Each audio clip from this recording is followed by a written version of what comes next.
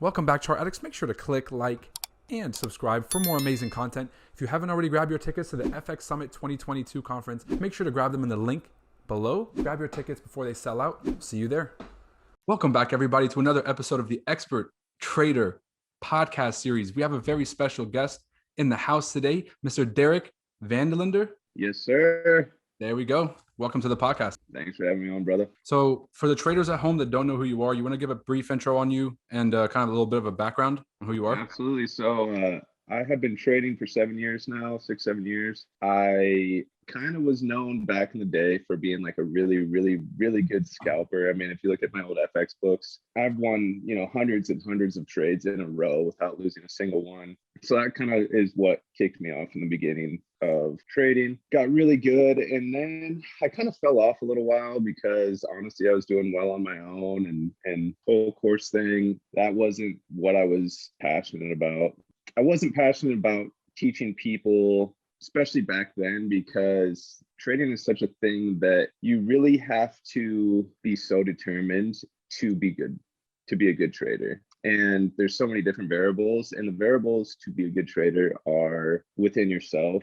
And that's why you see the people that are doing it is because they just were so determined to it. But so, I fell off for a couple of years and kind of just did my own thing. And then the last couple of years, just really feel like I'm ready to help this industry grow. So that's why I'm back in action and ready to really make things happen this year. Welcome back. It's nice to have you back. Let's jump right into that timeline. When you said that you kind of there was a certain period of time where you became really successful and you were winning a lot of trades in a row and scalping. How many years into your journey would you say that was? It was a year in when, like, right at a year's when I was making $2,500 a night. And that was my goal, $2,500 a night.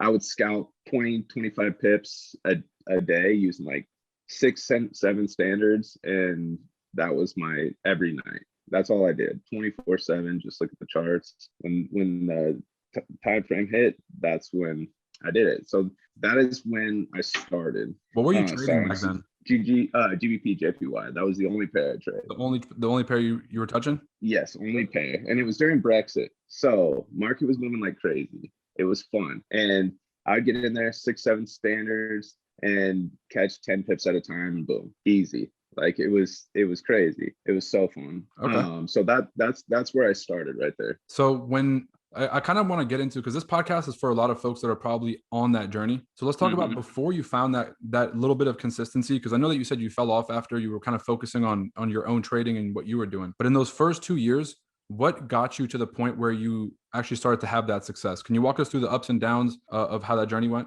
Absolutely. So when I first started off, like it was like everyone else, you put money in, you think you're going to get rich off trading because that's what they tell you it's going to happen back in the day, And so my uncle was actually, he's a stock trader. And so he knew better than to get me into the industry. He didn't want me in the industry because he knows like you have to be relentless to be able to do it. And it's like just a lot of ups and downs and so much emotional trauma involved. But did he work for sorry, I didn't mean to cut you off. Did he work for a company or like a trading firm, or was he trading for himself? The stock? No, he was Navy. So he saved up a bunch of money when he got out of the Navy.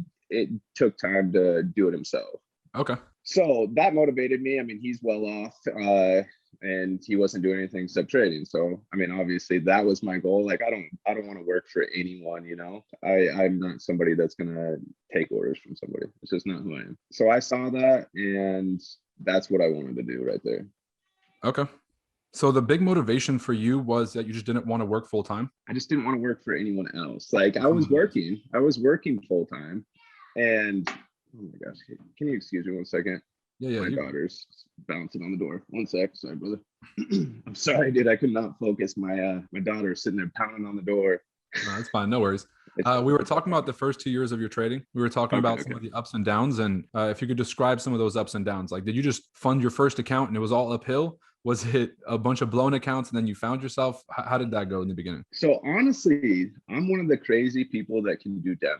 and like take it seriously. And I'm a very competitive person. So I would start a demo account and see how well I could do, like 100% how I would want to trade normally. So I did a demo account for probably, I mean, this is after blowing a couple accounts, like from the get-go. I did a demo account for probably 6 months before I went live, blew a couple more accounts. And then after that, I figured out some things in the market, and from there on out, it got crazy. I started an account with $250, and this is the crazy part. It was money. Like, I didn't have money back then at all. I was building scaffold, and it was a difficult time in my life. But I took $250 and was winning all these trades.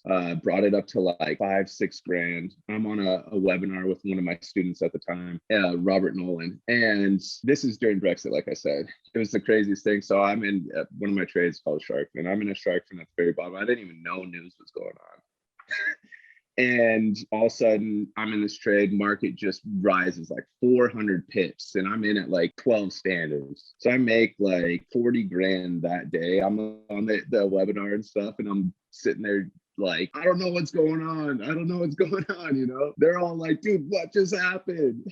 It was the craziest thing. But that is honestly right there what started me off to like, oh, okay, now you have a little bit of money to play with. And from there on out, like I took that 250 grand or $250 and I turned it into like 120, and then ended up losing 40 grand, you know. But that all in that was a huge learning experience for me, to build all that money and then lose it, like that big loss. And I've taken like probably 4 or 5 big losses, like not 40 grand, that was the biggest I ever lost, but I've taken some like 15-20 grand losses, and every time it's just been like a huge learning experience. When you say you lost the first 40, did you lose it? Did you end up closing that trade when you hit the 40K on? Yes. Okay. So then you ended up yes. like just using that capital and you grew it, and then you ended up taking some bigger losses? Absolutely. So yeah, no, I grew that. Like, I wish I was on JFX, so I don't even have the FX book anymore. But I grew that to like 120 some thousand. I lost 40 grand. Then I freaking bought a new used BMW, and that was like 30 grand. So I ended up having like 40 grand left over, something like that. But what I did do is like I managed that money, and that is honestly what started me off to get to the point that I am right now. Okay, there you go. Up until that point, could you share what your biggest win was up until that point? Like, how big of a jump was that 40K? Was it like a huge jump from what you were? It was huge. I mean, I was having like $5,000-$6,000 days every once in a while if I wanted to put in the work to like be on the charts 24/7. But after, like, at first I was just making, my goal was $2,500 a day, because that you learn like, okay, $2,500 a day, that's $1 million a year. That was my goal. So that was my goal, $2,500. And some days I'd make freaking 5-6 grand, whatever. That was probably my biggest. 6-7 grand was my biggest day before that. Wow, a huge jump. Okay, so yes. What did you learn from that experience? What did you learn from kind of reaching those heights and then coming back down? So it was just such a eye-opening experience, because like I said, I was broke. I mean, and you know, I didn't feel broke back then when I had 5-6 grand, you know, but it's still broke, you know. So after I made that, I was like cloud 9, like 40 grand, like shoot, I don't have to worry. Like, my goal was like 4 grand a month before that, you know, before I started getting good at trading. Like, just, Lord, please give me $1,000 a week and I'll be happy. And so obviously, like, I'm ecstatic having even 5-6 grand. But after that, I don't know what it did, but it just changed my whole mindset. I started a course after that, so that money started coming in, and it was, and anyone knows, like, if you're trading and you have another income on the side, like, it just helps with your psychology. So everything just added up right there, and honestly just took off from there. And that's kind of the history with that. Okay. When you took some time off and to focus on yourself, was there a specific reason, or was it just time for you to kind of stop pouring into so many other people and kind of take a step away? Absolutely. Like I had to pour into myself.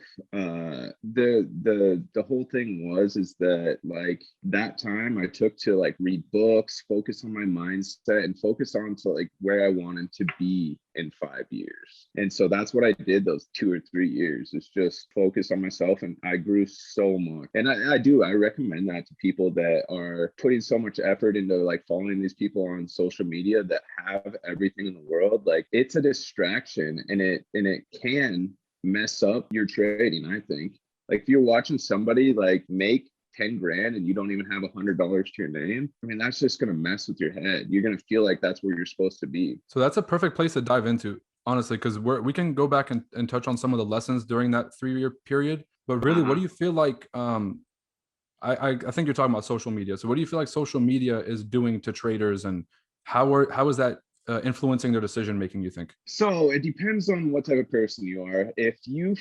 are somebody that's like feels like you need to be at the top, then and you're not doing it trading yet, like I feel like you need to just step away and like just focus on yourself. But if you're just taking the knowledge from what these people are sharing and trying to grow and understand that this is like a crazy journey where there's going to be major ups and downs, then that's where it's like, okay, you just have to take it how it is though. Like that's where I'm at with it. So you would say kind of like when you took a step away, did you also take a step away from social media, or were you still kind of on social media but just taking a step away from being public with your trading? I took a step away from social media for a little bit. I didn't take it for the full 3 years, but for probably a good year, I stepped away. And then I stepped away from like showing my stuff on Instagram and stuff like that, like you were just saying. But other than that, I was just really focused on myself. So how would you describe yourself as a trader now? Not like a scalper, high risk, low risk. How would you describe yourself? So I honestly just trade like the trades that make sense. It could be on the 5-minute chart. It could be on the 4-hour chart. It could be on the 8-hour chart. If it makes sense to me, then I'm going to take that trade. And here's the thing. Here's the thing that I think that I'm better at anyone else that I know is I use the tools like, you know, some people are against indicators and stuff. But for me, like Bollinger Bands. Bollinger Bands have helped my trading so much just because I can look at the patterns that the Bollinger Bands have and I can know what the market's going to do. So that's one thing that I really took into account. Even when I first started trading, like I don't even know how it happened, but I put 3 Bollinger Bands on my chart, and I'm like, I started noticing patterns in the chart, in the market, of what would happen, reactions that would happen with the Bollinger Band. So that's like one of the things that like you just got to do what works for you. And people will look at my chart and they'll be like, what is that? You know? Did you start off with like a price action strategy and then add the indicators after, or did you like kind of get into the indicators first and then you just built your understanding around those? So what happened is I watched the Steve Morrow course, or whatever, the market maker course, and he teaches all this different stuff. And I was noticing when he was teaching, he used the TDI. I noticed that he was teaching like other things in the market were working out that he wasn't even explaining, like the shark fin. Like he wasn't even explaining anything about that. But if you look back at the charts and the trade that I teach, one of them, the shark fin works out like crazy amount of times. You just, especially if you use in confluence with your trading. Like, so I started doing that, and I was scalping shark fins on the 1-minute chart. And this is another thing. Like, I scalped the 1 minute for the first 5 years I was trading. That's all I did. Damn. Just scalp the 1 minute. I didn't even start swing trading or anything like that until probably two years ago. So what time frames are you playing on now? Just so folks can get an idea of the difference. So my favorite time frame to say, or I say, would be the 4-hour time. Like I love taking 4-hour trades. Okay. But like I said, I'll take any trade that I see that makes sense. Okay. But you were on the 1 minute for the first 5 years. First 5 years. Do you feel like that set you in a different direction? You could have gotten somewhere faster? Or do you feel like because you spent so much time there, it taught you a lot about market structure and candlesticks and things? Absolutely. So the 1 minute, and I'll recommend this to anyone that's starting out, go on the 1 minute first, because the reason is you can see the patterns happen in the market over and over and over again.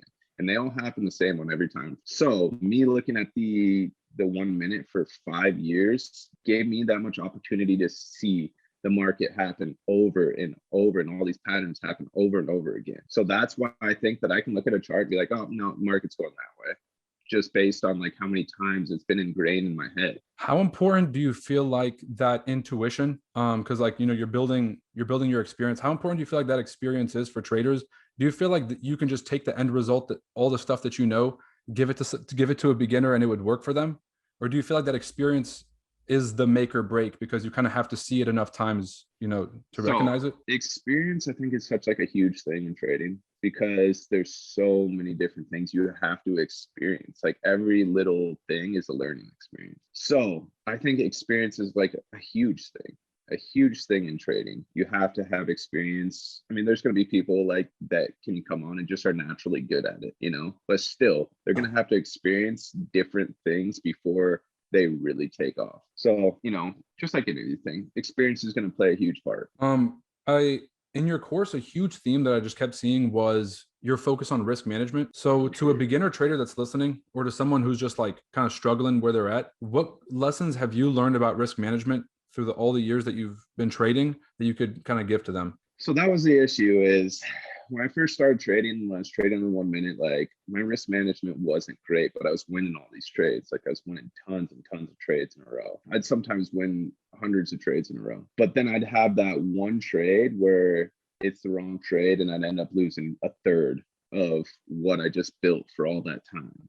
So, and I did that, and I never learned my lesson until probably 4 years ago, 3-4 years ago, where yeah, I can see the winners, but I would hold on to that loser, and I would be risking too much most of the time. Once I get to a certain point, I don't risk as much. But to build that small account, I was risking, you know, shoot, 40-50% of my account on just one trade. So when I realized like, hey, I want to do this forever, I want to be in this game. I want to, and especially when you start trading 6-figure accounts and stuff like that, it's like, how much money do you really need? Like 2% of what, 500K is what, 10 grand, 10 grand a day. Like who can't live off 10 grand a day, right?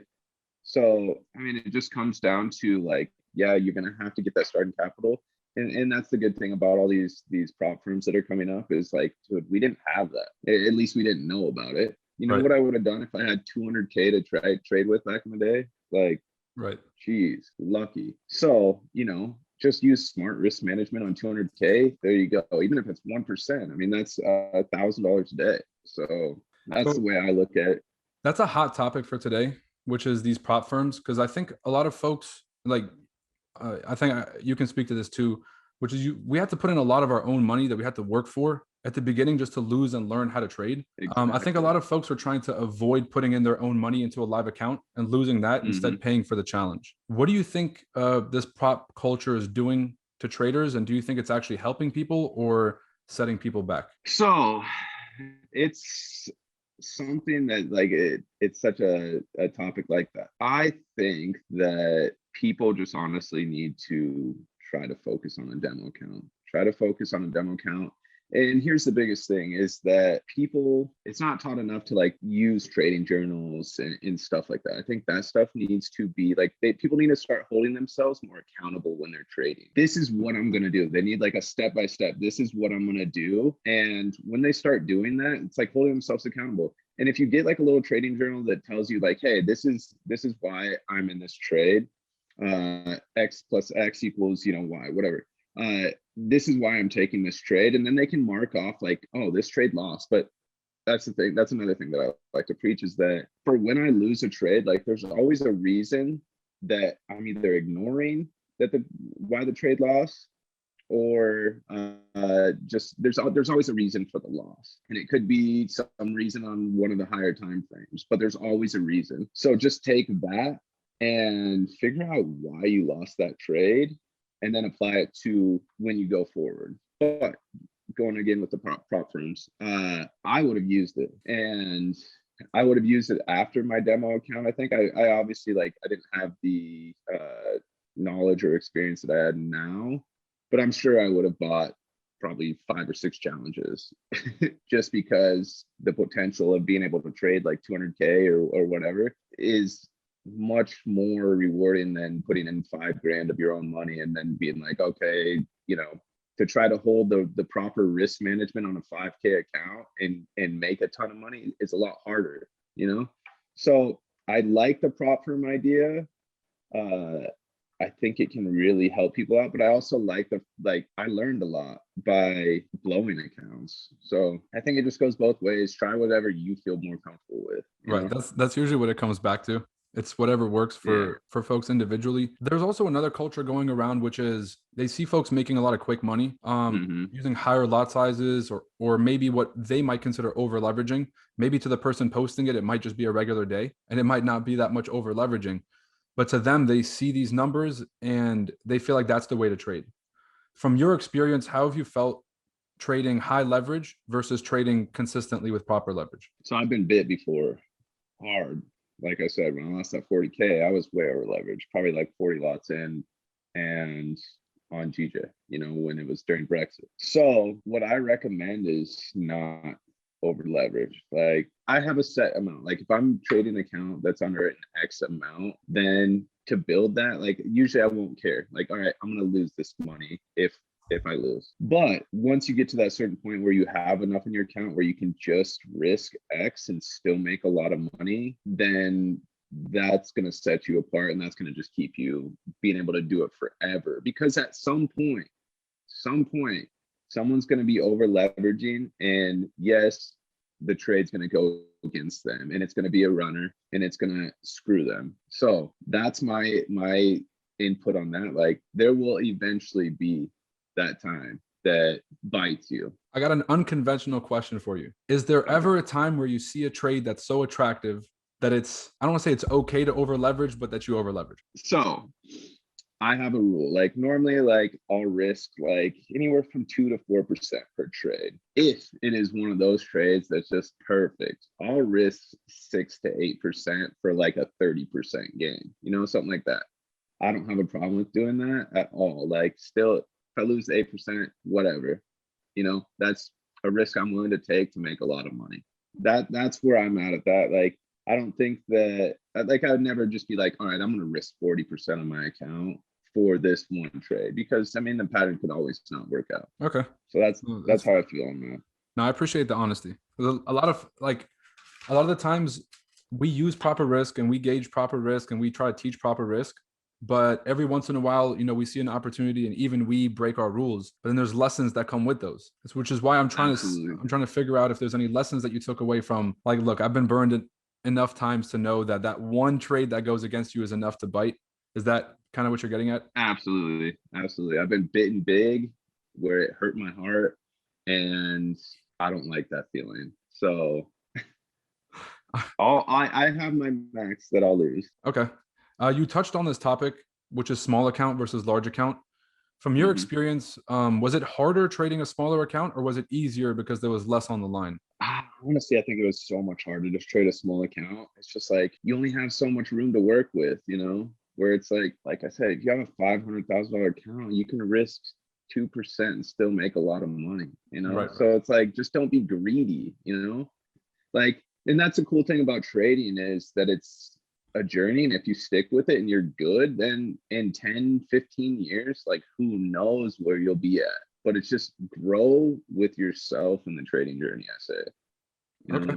Don't try to speed up the process. Being real with yourself, man, like that's the biggest thing, is like learn about yourself and like learn about your downfalls that you have, because we all have them. And once you can accept the fact that, like, dude, I'm a human and I make mistakes and I'm not perfect, and you try to improve on that, that's where I really started maturing on everything. Like when I was over leveraging, lost a ton of money. Like I didn't follow through with like not over leveraging, I still over leveraged until it bit me again. I lost another like 18 grand or something like that. After that, like I took the time to really just like focus on, whoa, like, is this going to be something that is going to be sustainable long term if you continue to over leveraged like this, or are you just going to sit there like, because I want to be in this long term. I want to be able to do this until I'm 50 years old, and hopefully by then I won't have to look at a chart ever again, you know. And hopefully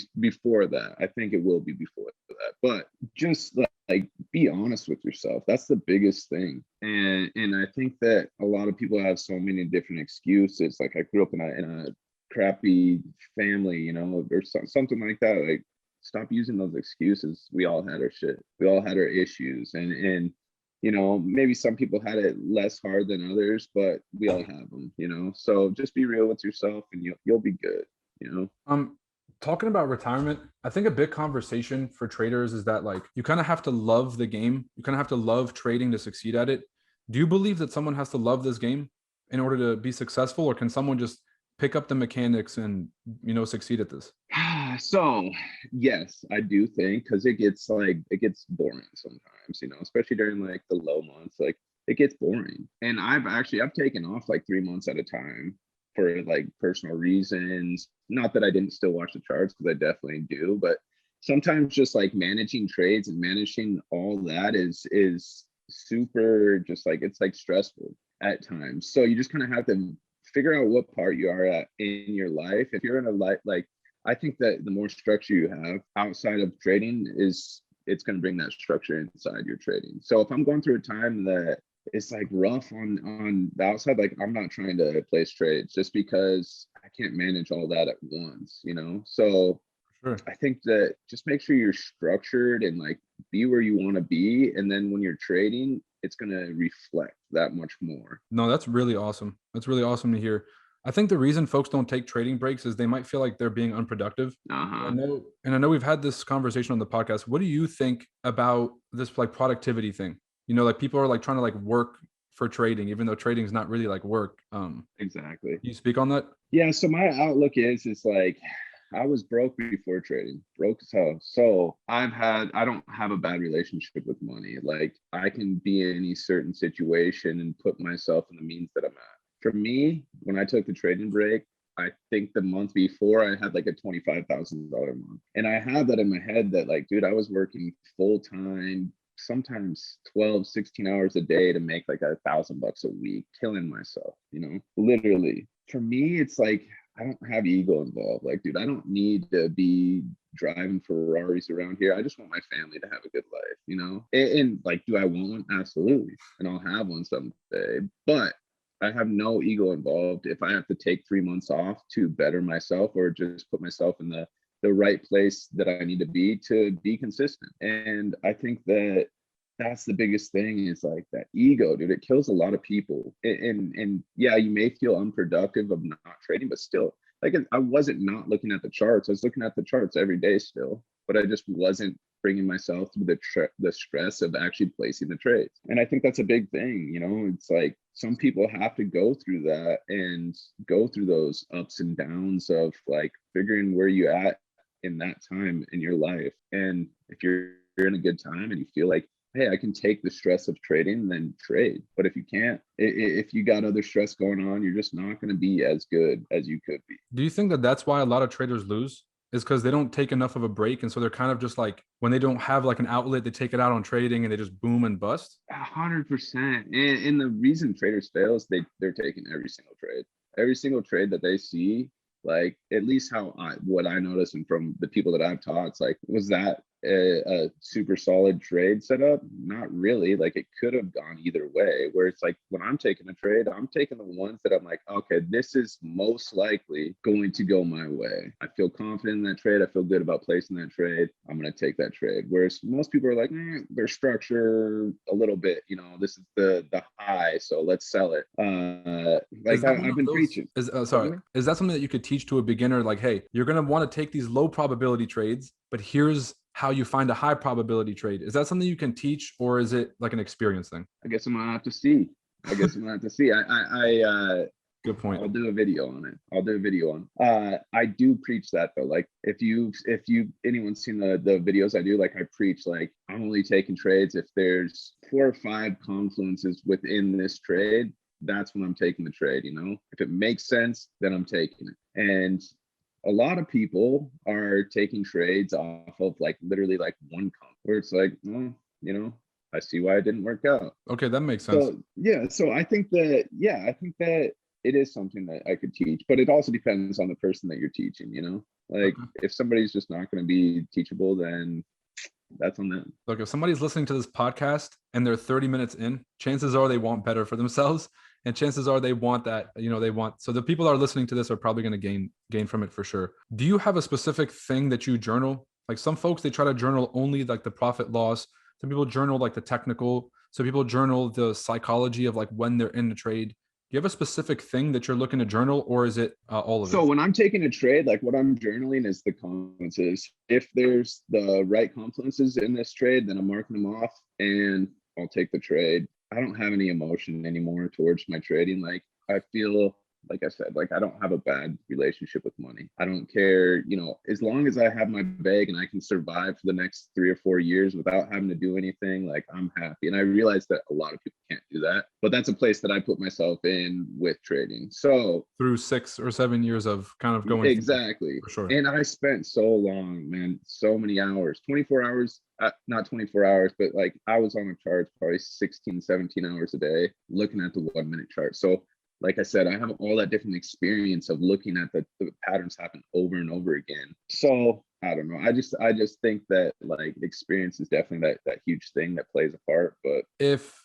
someone's watching this and they're about to get started on one of these challenges, they're about to take the top tier funding challenge, and they want to know what kind of tips would you have for them before they started that challenge? What would kind of be like your coach in the locker room game day speech to those folks? So what I would say is know what type of trades you want to take. Don't trade any other trades unless, because there is sometimes where like, well, I'll take trades where it's like, okay, it's a break of a structure. We have a trend line break, clear, move down. Like I'll take that trade, and it's not really like a trade that's in my book. But that's another thing that I think separates me is that I have my 3 trade setups, and those are the only 3 trade setups that I trade, unless it's like so obvious I just have to take it. And I don't think that people have like necessarily those trades or setups in their bag. So one, definitely just like know what types of trades you're looking to trade. And then obviously, I don't know, I've never even done a challenge. So oh my God. The best way I can describe it is if you've ever like traded live with your team, or if you've ever done like a live challenge, like a flip, like from 500 to whatever, or 5K to whatever, it feels a lot like that. Oh, okay. That makes sense. The parameters are very tight. And so a lot of folks, that is one thing that I do like about prop firms, because when you're on your own, you don't have those parameters. Right. So it kind of holds you accountable to following the parameters. So I do like that. And I think that helps a lot of people out if they're successful in prop trading. Probably not that many people are successful at prop trading, just like they're not at trading. But I do think that will hold you more accountable than if you were trading your own money. So that is a plus to prop firms. Okay. So really good advice. You said be very clear and have a clearly defined strategy of what you're looking for, so you're not confused every day, like blank slate every day. Oh, what am I looking for? What am I looking for in this market? What would be like a second big tip in terms of, besides just like, okay, I know my strategy. I know I'm looking for third touch on the trend line, 61.8, third touch on the Bollinger Band, and the RSI peaking out of its thing. What is like the second piece of advice that you would give me in terms of like risk management or psychology or holding the trade? Just stop trying to hit home runs. Just little base hits. Those go so far. Like I said in the beginning, base hits is all I did. $2,500 a day. That's all I went for.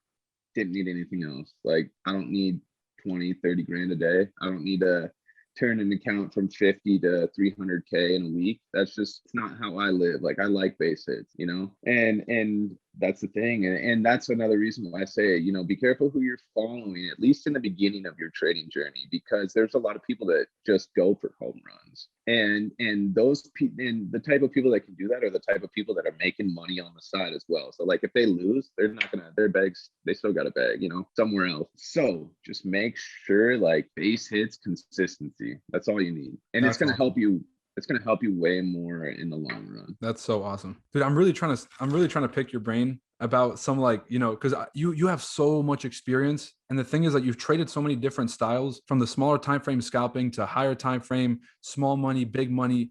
There's so many different ways we can go about this. So I'm trying to kind of stay consistent with a theme here, but there's a lot that we can talk about in terms of milestones for your trading. Was there anything that stood out to you as kind of like a big milestone for you? Was it a loss? Was it a win? What was it? So like that initial $40,000 loss was huge for me. And it was like all ego because I knew that I wanted to buy this new BMW.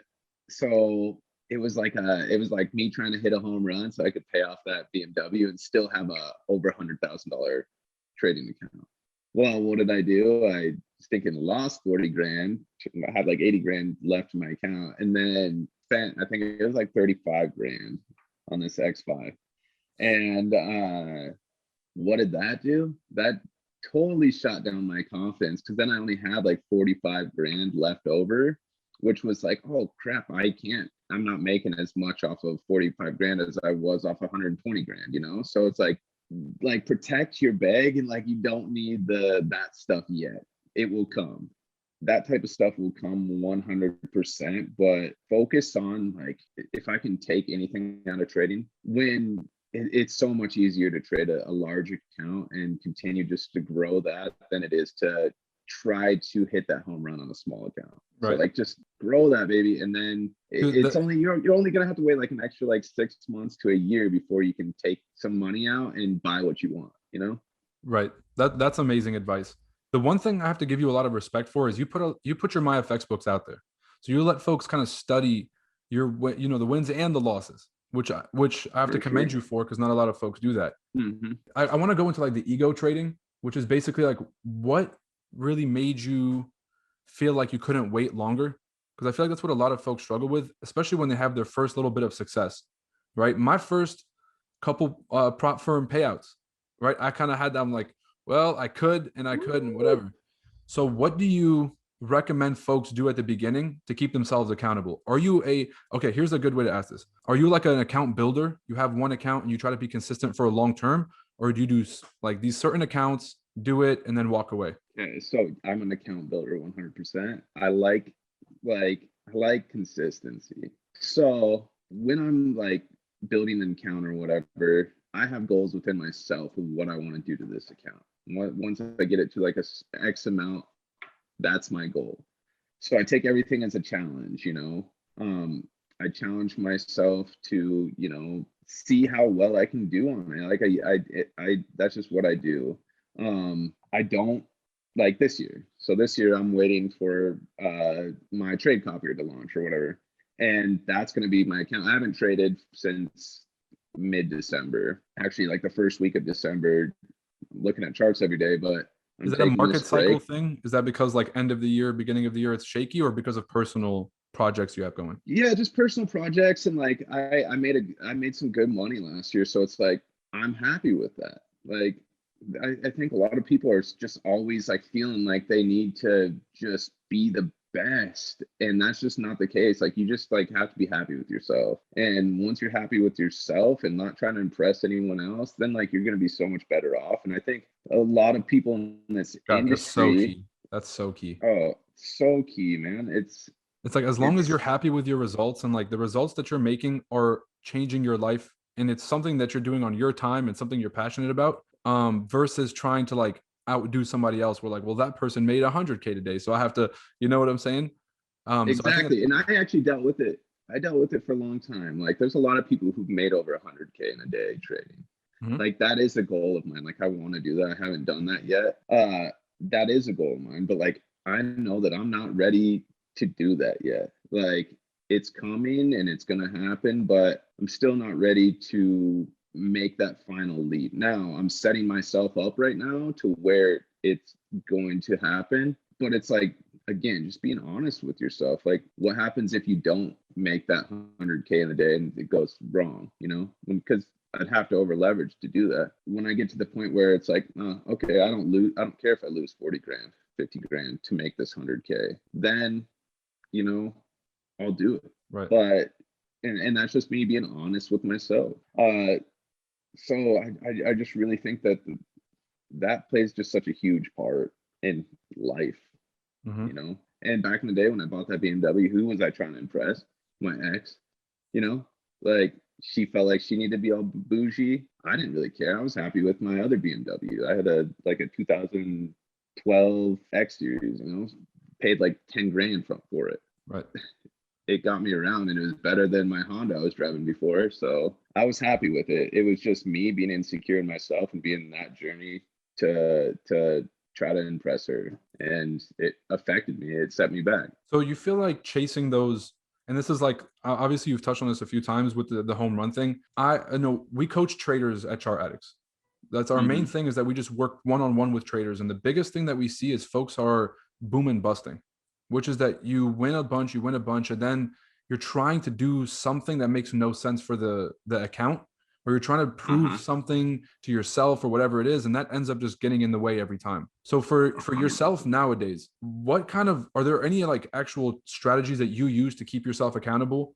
Like when it actually counts, when you're in front of the screen and nobody's watching and there's like you versus the markets, are there any types of tricks that you just get up off the screen, close it, delete the app, whatever? So here's what I do. I don't have my trading account logged into my phone because I'm a terrible phone trader. Terrible phone trader.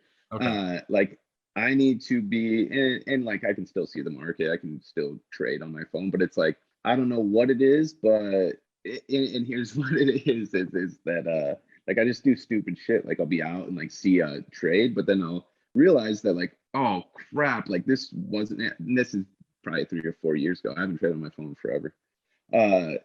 Like I realized that I can't see the chart as well on my phone. So I just don't log myself into my phone. And then that just forces me to have to go to my computer and be dialed in 100%. Nothing else is going on. I'm just focused right there in my little space. And that's another thing, like have your space be somewhere that you really like, because I think that's like a big thing for me. Like every one of my offices I set it up like so cool where I just felt like so comfortable in my space, good vibes, everything's good.